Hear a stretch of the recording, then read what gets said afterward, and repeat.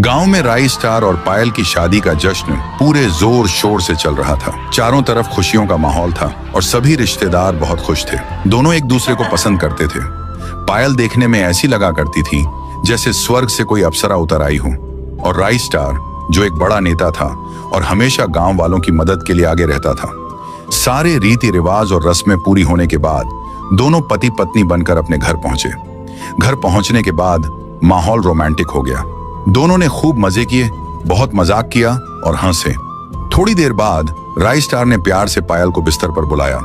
पायल भी बिना किसी झिझक के खुशी खुशी चढ़ गई। अगली सुबह गांव में एक खूबसूरत सी धूप खिली। राई स्टार और पायल अभी भी गहरी नींद में थे।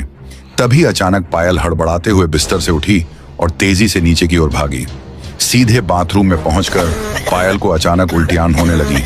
जब उल्टियां बंद हुई तो पायल पल भर में ही सब कुछ समझ गई। उसके चेहरे पर एक बड़ी सी मुस्कान आ गई। वह तुरंत बाथरूम से बाहर आई।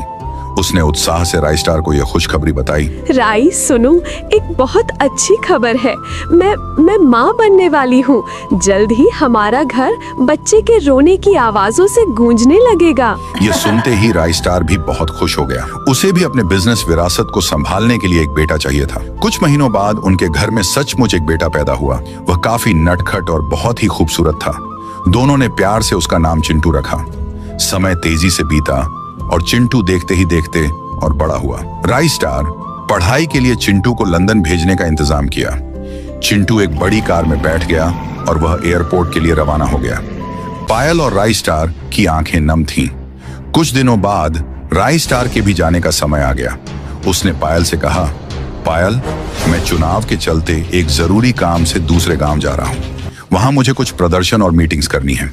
मैं जल्द ही लौटूंगा, तब तक तुम अपना पूरा ख्याल रखना। और फिर राई स्टार अपने आदमियों के साथ जीप में बैठकर चुनाव लड़ने के लिए चला गया।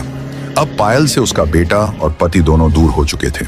राई स्टार अपने आदमियों के साथ फुरफुरी नगर गांव के अंदर चुनाव प्रचार के लिए पहुंचा हुआ था।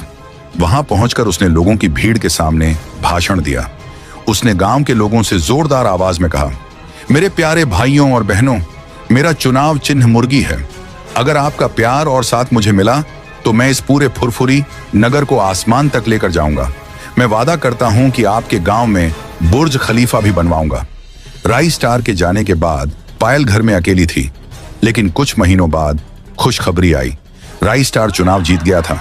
वह फुरफुरी नगर का नया नेता बन गया था। जीत की खुशी में वह पूरी तरह से लोगों के प्यार और भीड़ के बीच घुल मिल गया था। अब राई स्टार का पूरा ध्यान अपने करियर और राजनीति पर था। वह केवल गांव का नेता बनकर नहीं रहना चाहता था।